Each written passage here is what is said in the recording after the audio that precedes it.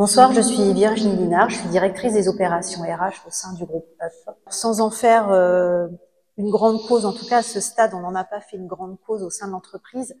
Cependant, on mène un certain nombre d'actions depuis plusieurs années sur différents sujets de violence, que ce soit le harcèlement moral, le harcèlement sexuel, les agissements sexistes. Et effectivement, on ne peut pas ignorer que une femme victime de violence conjugale, forcément, ça a un impact au sein de l'entreprise. Donc nous, on a essayé d'aborder ce sujet de trois façons. La première étape, c'est l'information, c'est-à-dire que parler du sujet des violences conjugales au sein de l'entreprise, c'est important et c'est pas un non-sujet dans l'entreprise. Une femme victime de violences conjugales, quand elle arrive à son travail, elle arrive avec ses soucis, son stress, peut-être une mauvaise nuit, peut-être voilà. Donc forcément, effectivement, que ça a un impact dans le monde de l'entreprise. Donc la première façon dont on va aborder les choses, c'est effectivement d'informer.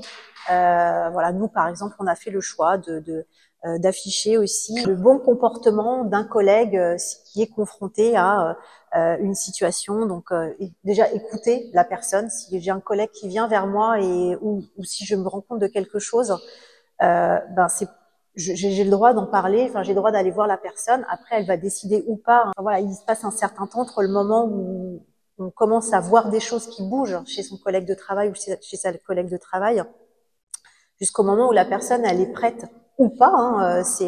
Mais en tout cas, c'est de pas ignorer cette parole. Nous, on a affiché le numéro, le 3919. On a remis quelques petits principes qu'on a affichés dans l'entreprise. Donc ça, la première démarche, informer. La seconde, c'est former, sensibiliser. On propose un certain nombre de formations, d'événements tout au long de l'année. On a accompagné par exemple les membres du COMEX, les managers, les élus aussi. Alors, pas spécifiquement sur la thématique des violences faites aux femmes, je le précise, mais des violences de façon un peu plus générale. Mais ce qu'on applique dans les agissements sexistes ou sexuels, le harcèlement moral, on parlait beaucoup d'emprise morale, tout ce qui va sur le mental. On l'a dans le harcèlement moral, on le retrouve de la même façon dans les violences. Donc tous ces enjeux, en tout cas, par le prisme de la formation, c'est des choses qui sont importantes. Et on pense que pour former et pour sensibiliser, il faut que ça parte aussi du haut. Il faut que tout le monde ait conscience de l'impact sur les collègues de travail, sur le collectif de travail aussi, parce qu'un collègue qui est absent régulièrement parce qu'elle est victime de violences, c'est de l'absentéisme. Ça veut dire que le travail va se répartir aussi sur les autres collègues. Ça peut créer aussi un sentiment pas forcément positif vis-à-vis de sa collègue parce qu'on ne sait pas la situation à laquelle elle est confrontée, et voilà, ça peut créer des crispations. Donc, il faut libérer la parole. On se dit que dans l'entreprise, forcément, je crois qu'il y a un chiffre, c'est une femme sur 10 qui est victime de violences conjugales. Donc, forcément, dans notre entreprise, il y a certainement des femmes qui sont confrontées. Et oui, on en a puisqu'on a été amené à accompagner certaines situations. Mais ça veut dire aussi que dans l'entreprise, on a peut-être aussi des bourreaux. Et le fait de dire, nous, entreprise, on forme, on sensibilise et on informe, ça veut dire qu'on ne met pas de côté ce sujet de société et que ça ne s'arrête pas qu'aux victimes, mais le message, il s'adresse aussi aux bourreaux de ces femmes qui sont victimes de violences conjugales. Et puis le troisième axe sur lequel l'entreprise peut intervenir, c'est donner les moyens d'agir.